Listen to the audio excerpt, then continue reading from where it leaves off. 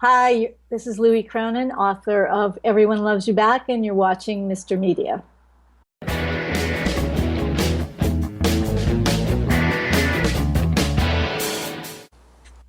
Bob Boland, at middle age, is a mess.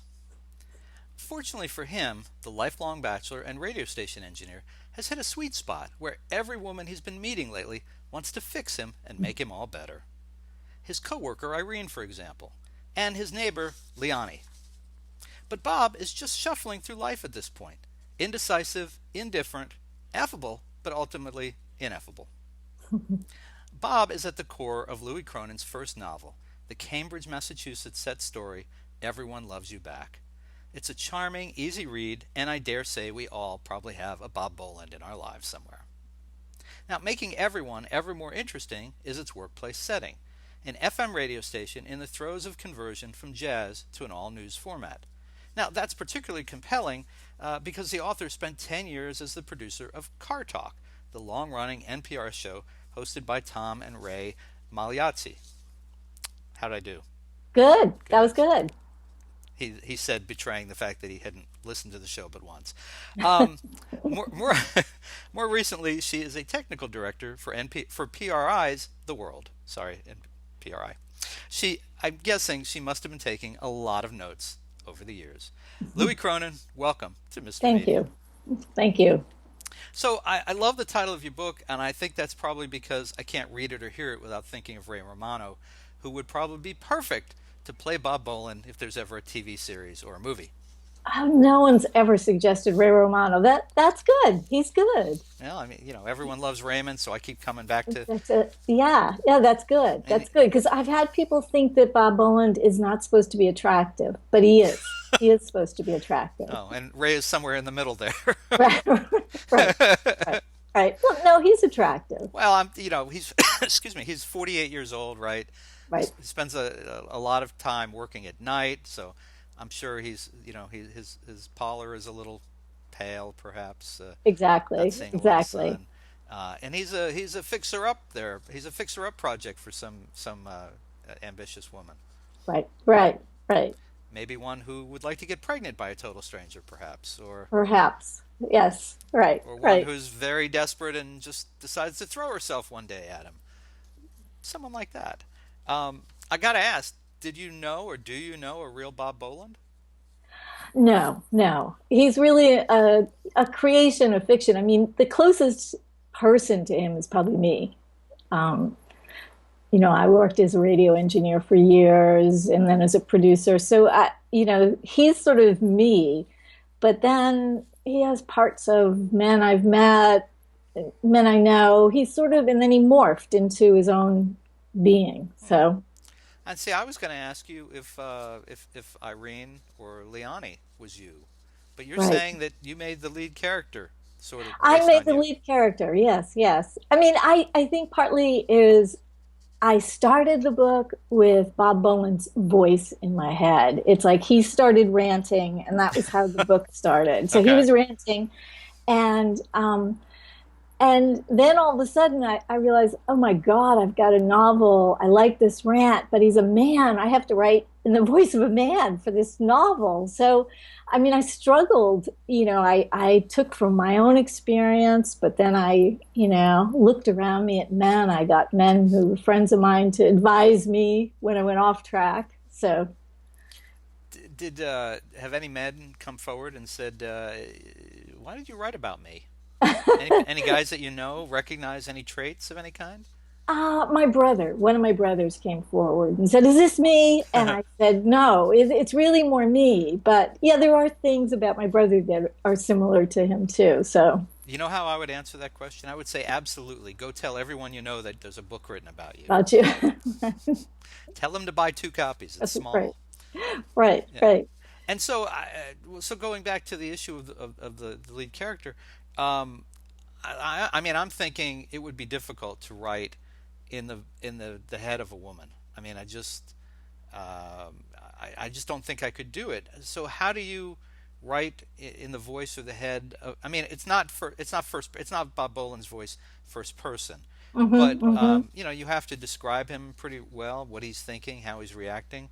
How do you get to that point? And did you rely on any men to read this and go, he wouldn't do that, or he would do that, or I did. I did. I'm in a writing group, and I actually read the book to them chapter by chapter as I wrote it. So I often had times where the men in the group would say, "No, no, he wouldn't. He wouldn't care about what the guy had on. Like I had right? describing somebody's clothes. They were like, no, and then they said, he would be thinking more like, who could take each other in a fight? Am I more dominant or him? So they corrected me as I went along. Yeah, you got some good advice. I liked, and now that you're telling me this, makes sense.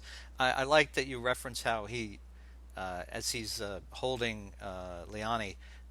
Did I say it right? I'm really Leonie, Leonie. I'm so Leonie, yeah, Leonie. like Briony. Folks, you read it and figure out how you'd pronounce it. Okay, get off Right. my back already. Um, but I'm thinking, there's a point when he like holds her close, and he loves the smell of her shampoo that she uses. I mean, that's something a man would notice. I think Hmm. if it maybe she smells like strawberries, or maybe she smells like something.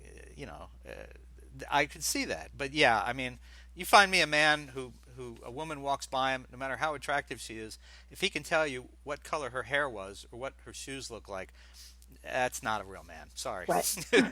Right. Right. that's uh, that's not a straight man, I'm afraid. Once I took a class, a writing class once, and there was somebody in the class who was writing a detective story in the voice, and it was a man, and he was writing in the voice of a woman, and the main character was a woman. And he one point had the woman standing looking at herself naked while drinking a beer and thinking how good she looked. And every woman in the class went, no, no woman would ever do that. Be the opposite, right? To be like Exactly. Exactly. identifying all the imperfections, and yeah, Exactly. Exactly.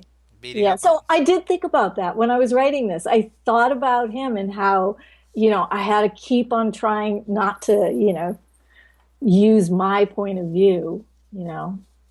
Was it? So, I mean, there aren't graphic sex scenes by any means, but there are intimate scenes. Was it hard? Were those things kind of difficult to put yourself in the head of a man for doing that? um, I don't remember them being hard. I think, they're pretty minor sex scenes. So, or not minor, they're important to the book and everything, Right. but they're definitely not graphic or. Yeah, those corporate people at PRI, don't sweat this, okay? Yes, yes, Yeah, yes. if you want to find someone in the media who's writing graphic sex scenes, look up Tamara Lush. Okay, she's an AP reporter. There's some anyway. And Tamara, you're welcome. Um, no, so I know I don't know Cambridge very well, but I Hmm. know I've spent some time in Brookline. I've spent some time in Boston. It seemed to me that the descriptions of the people probably fit pretty well. Have you gotten any criticism that we people of Cambridge are not like that? I don't know what you mean. And excuse me while I go and meditate for a while.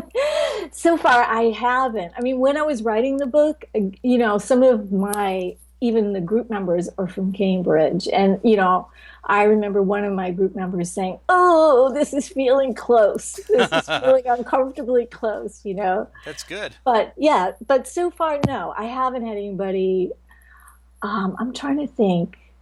His wife read it too, and I'm trying to remember if she had anything like that. I don't think so.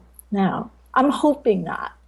No, I was disappointed that the back cover of the book does not have a disclaimer that no radio engineers' careers were damaged by Damage. this book. So maybe you didn't work that angle hard enough. Right, right, right. So I got to ask, what do radio engineers, radio producers, what do they know about what goes on behind the scenes that the public has no idea? Huh, that's a good question. I mean, I guess we know how last minute everything is and how thrown together everything is. That's one thing. I mean, we know how some people are really difficult, like people you might not expect are really difficult, and people you wouldn't expect, who like I found. I once did this thing with Charlton Heston, and it was a political thing, and I was definitely not on his side politically. I was definitely like rooting for the other guy. And Charlton Heston was the nicest man. He was just warm and kind, and the guy who agreed with me was not nice at all. So, and what else have I noticed? I mean, you get to see, the people who are on the air. Some of them have incredible egos, and some of them don't. Like Tom and Ray were completely natural, just themselves, it totally unaffected by fame and everything like that. See, and I was thinking, there's in your book, there's a constant undercurrent of the characters being worried about being fired day to day, and I'm thinking that is about as true to a radio station as you're going to capture. From my experience of my bare bones experience of college radio, but not so much that. But over the years, I covered the radio industry for many years, and it seemed like that's just the only thing that's currency for everybody. You just don't know day to day walking in if you're going to, if you're going to lose your job because the station changes its flavor, its format. Somebody woke up on the bad side of the bed. So I thought that was really interesting in the book. Oh, I worked on this morning show, like a morning humor show. And one of the bits that the disc jockey used to do was he'd say, Louie, I see you're wearing your pink slip today. Because we were going through a really tumultuous time. And he was already the maybe third wave of people I had. So because I was always a union engineer, so I was a little more protected than the DJs. I think he was the third wave of DJs that I had been through because it had gone from disco to top 40 to progressive rock. So the guy and he was fired eventually. Of course. Yeah. So Yeah. you are Bob Boland because Bob Boland was union in the book, Yes. right? Yes. Okay. Yes. Yes. Yeah, yeah. You can tell I read a little bit of the book, right? Look, I know. I'm really impressed. I'm Two really two impressed. thirds because I don't give away the ending, so I will not finish reading it until after we finish the interview. Good, So good. that's so I won't tell everybody that Bob Boland dies at the end. Oh, good. Um, did I say that out loud? Uh-huh. You did. Sorry, sorry about that, kid.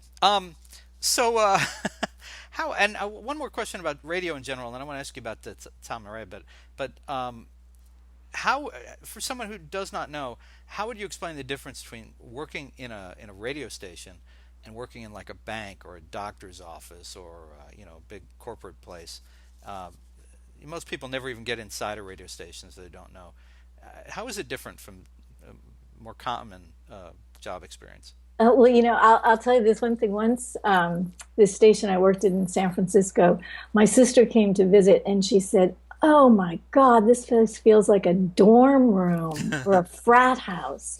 I mean, nobody is dressed up. That's one thing.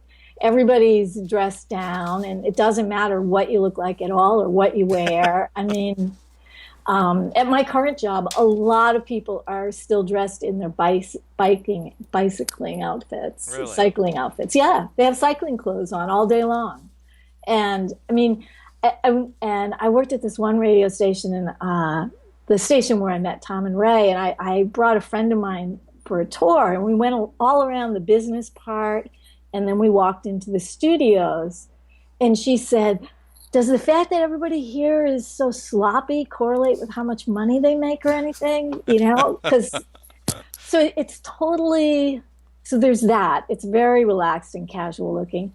The other thing is it's showtime. So it's more similar to theater, I would say, or, like let's put on a show. Hmm. So there is this, incredible constant deadline, like the clock is constantly ticking, and it's what's moving everybody, through their day. And I mean, one station I worked at, you'd see people running in the hallways. I mean, flying as fast as they could to get to the studio in time and stuff. So it's it's got this sort of Showtime fun theater thing going on. That's like the best part of it, Okay. I'd say. It's a lot of energy.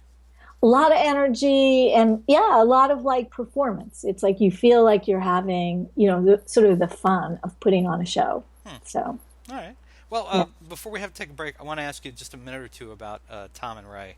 Okay. Um, you were there for a decade, so I'm assuming it was either fun, profitable, or that they had something on you. Which Right. was it? It was fun. I Yeah. mean, it was kind of like, everybody's dream job. Really, really, really fun and also a very relaxed place to work. And yeah, it was totally fun. And Tom and Ray, I mean, I feel bad Tom is gone and I miss him so much. They both are wonderful. I mean, I think everybody loves them and loved them, as much as fans did. Hmm. So, yeah, they're wonderful Okay, and very funny.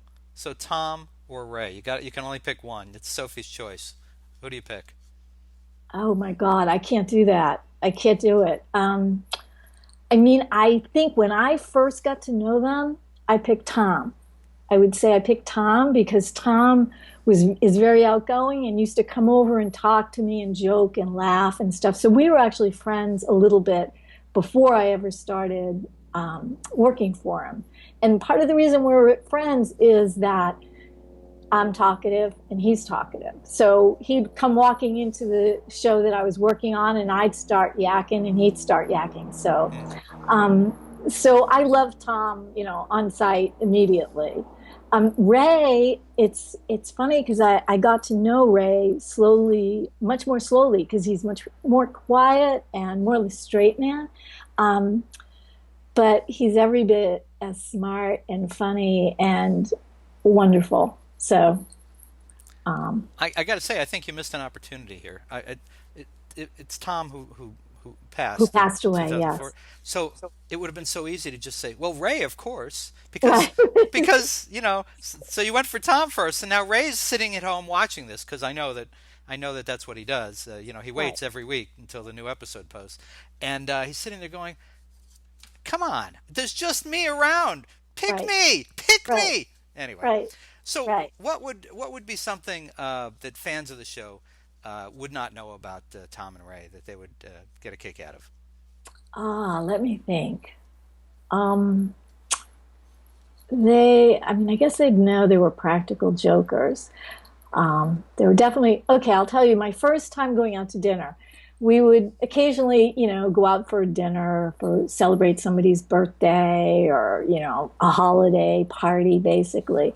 So the first time I went out with them, I, I think it was a big Italian dinner, no, not Italian dinner, it was at a Chinese restaurant. And after we'd had dinner, I got up and went to the bathroom. And so, I just went to the bathroom. I came back and the entire group had left and left me with the check. so, Wow. so that was like they did that every single time. And then they would just do it to see your reaction and then appear like from behind the door. So every time we went out to dinner, they did stuff like that. Wow. Well, all right. So last question, and then Yes, we're going to take a break and come back and talk about writing. Believe it or not. yes. Um, uh, from your 10 years, do you have any souvenirs from the show or from the guys that you've held on to? Anything that's particularly meaningful to you? Um, Let me think. What do I have? An old I beat mean, up hubcap? I don't know. I'm just guessing. I know, something like that. I'm trying to think of what I have. I have lots of stuff, lots of swag from Car Talk. Bags and hats and t-shirts and oh, I know. Okay, the best thing I have is a t-shirt that says "Click and Clack for President" in 2000. Wow, So, that's yeah, cool. yeah. So I know that one's really rare. Do you So, bring that out every 4 years? I mean, right, when this yes. show's off, is that what you're going to sleep in? I mean, that kind of thing. No, I've got it like saved somewhere in the basement. Okay. All right. Is that where you keep Ray? Never mind. I'm No, sorry. that's That's misery. Sorry, that that's confusing my that's novels. misery. Yes, yes, yes. All right. Well, folks, we're going to take a quick break here for a word from our sponsor, and we'll be right back. Hi, this is Rich Scheidner. And if you've ever wondered what it was like to be a stand-up comedian in the 1980s, I'm going to do you a big favor. Instead of billions of dollars for a time machine, you can just spend $24.95 and buy my new book, Kicking Through the Ashes: My Life as a Stand-Up in the 1980s Comedy Boom. It will save you money and give you thrills. It will take you there. Go to my website, richscheidner.com, go to amazon.com, and buy this book. All right, so we're back talking to Louie Cronin. Um, I guess I have to ask you before I ask you about writing, Louie, Uh, Louie. I mean, where does that come from? my real name, my full name is Mary Louise. And when I was a kid, I went by Mary Louise, and then I tried to go by Mary Lou. But my uncle had started calling me Louie when I was a little kid. And my brothers always called me Louie. So I would try to be Mary Lou, and then I'd have friends call the house, and my brothers would say, Louie, and Mary Lou would go. So, I mean, I finally just resigned myself to it. And now it seems so much more like me Hmm. than Mary Lou. I thought maybe it had something to do with breaking into the business. A very male-dominated business. Right. No, no. I mean, I did notice at one point when I was first applying to writing grad school, I still was applying as Mary Lou. And one of my older brothers said to me, Mary Lou sounds stupid. Change it. Hmm. Go to Louie. And I did find that when I first went to Louie, I felt like I got accepted for things better. Interesting. Yeah, I did think. And when I first started submitting the Everyone Loves You Back, I would have conversations with people. And of course, they would assume I was a man. And, I'd sort of forgotten about it. Yeah, I did. Yeah. Because So, you see a name, and I got to tell you a funny thing, and I don't mean to embarrass your publicist, but we exchanged some emails, and uh, she told me about your book, and I wrote back, and I said that sounded interesting, and I said would he be available for an interview, and then she wrote back and said Louis is she. I went, oh, okay. One more round of email, and the next time he used the pronoun he. After all that, and I didn't point it out, but I just thought it was funny. right, Anyway, right. so you've been living kind of this split life, right? I mean, you radio producer, engineer by day, writer by night. I know this is your first novel, Yes, but you've yes, been writing for years. yes, yes, for years and years and years. Yes. Why the split? Why not just all writer or all radio? It's funny. I mean, I think I did at times not work in radio. When I first started writing, I worked for a while as a proofreader and a copy editor. Oh, And, I did that for a while and I liked publishing. And then I worked doing editorial work and publishing for a while. I liked doing that and everything, but I always would be drawn back to a radio job. It's as though there was this excitement in the radio jobs. And and one of the real reasons I ended up going from publishing back into radio too was in publishing, if you talked, they knew you weren't working. So it wasn't like, you were just sitting there and it was just you and your manuscript and your head down looking. And I think I'm a little bit more, I don't know, I need more stimulation or something. So I felt like, okay, the writing is quiet enough and solitary enough. So there was I remember when I first went back to radio and I took a tour of the station. The man who was interviewing me gave me a tour of the station, and we walked in, and there was like this studio full of people sitting around, just talking, gabbing, and I thought, oh, I like this. yeah, right.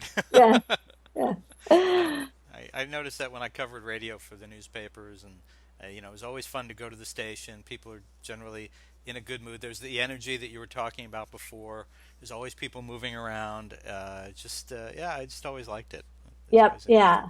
So, were there any particular writers or teachers that influenced you that kind of either directly or indirectly kind of guided you on the path? Yeah, yeah. I mean, I've been very lucky. I think when I first started writing, I hooked up with this writing teacher in New York named Ruth Dannon. And she immediately said to me, "So, do you want to write commercial bestsellers or do you want to write art? Do you want it to be literary?" And I said,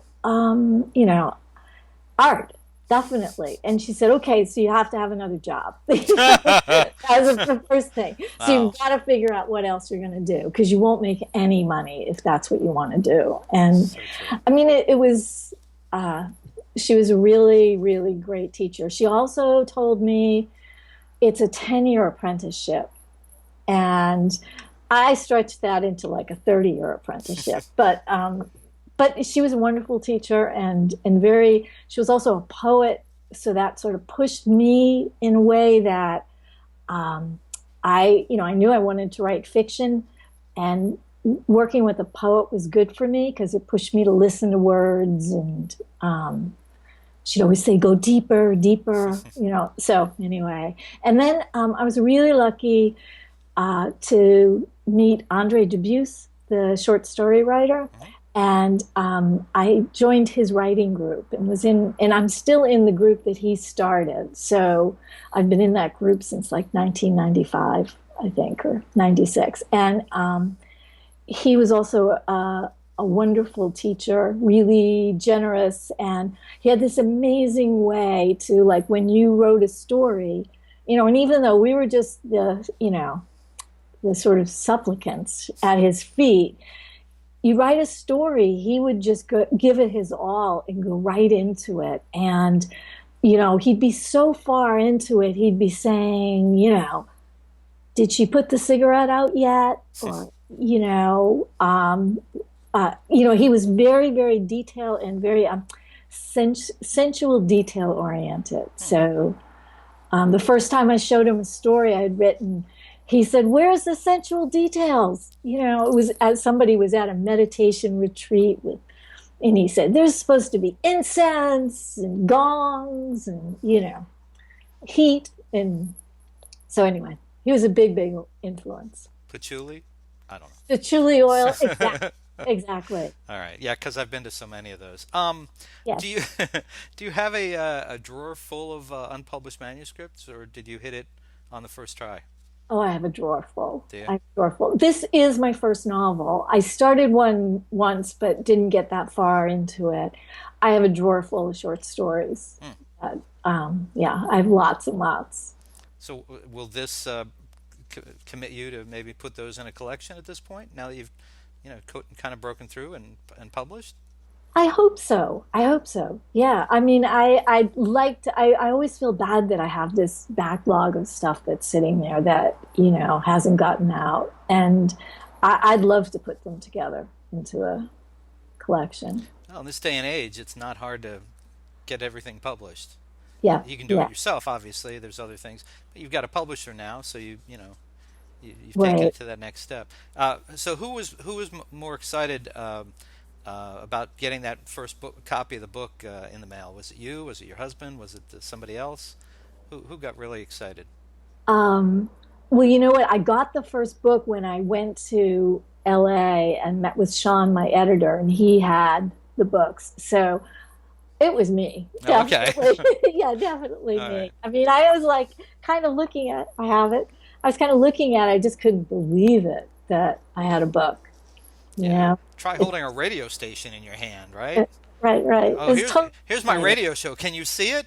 Right, Yeah. right, It's not right. the same thing. It's not the same. No. No, no. I mean, when I first started writing too, when I would finish something and I'd have like a thick manuscript, I was like, weighing it, like, look at all that I have. Yep. So having a book is totally exciting. Very, very cool. Very cool.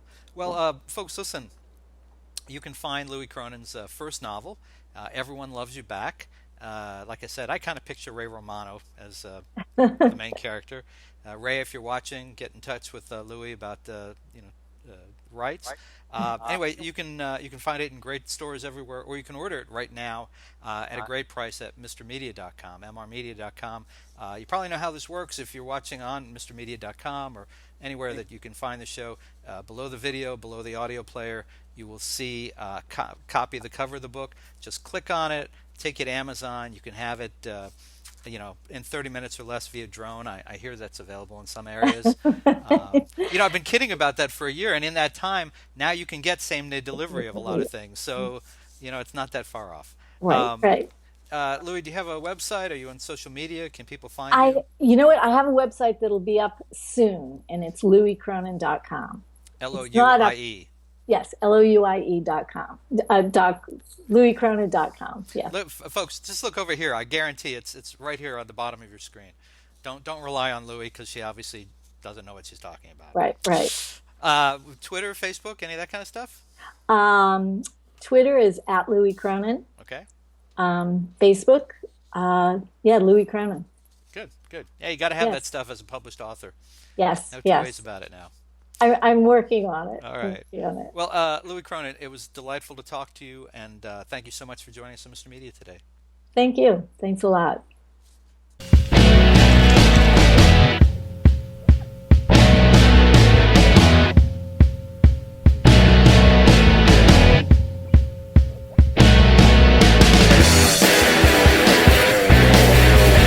I'm not going out tonight.